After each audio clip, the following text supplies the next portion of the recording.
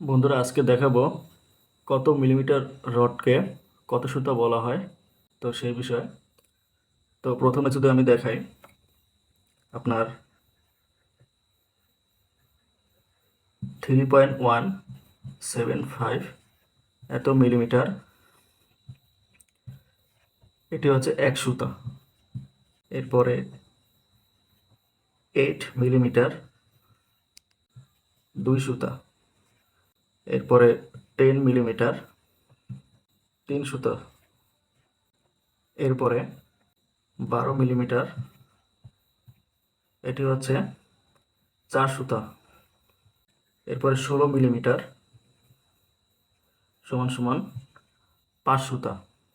এরপরে 20 মিলিমিটার সমান সমান ছয় সুতা। এরপরে 25 মিলিমিটার সমান সমান আট সুতা।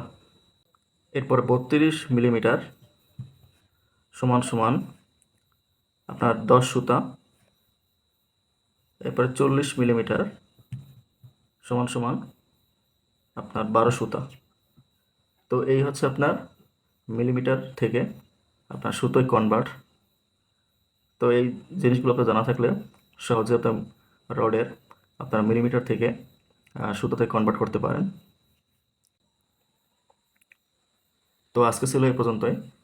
ভিডিওটি ভালো লাগলে অবশ্যই লাইক করবেন এবং কমেন্ট করে জানাবেন আপনার মতামত, এবং ভিডিওটি বেশি বেশি করে শেয়ার করবেন।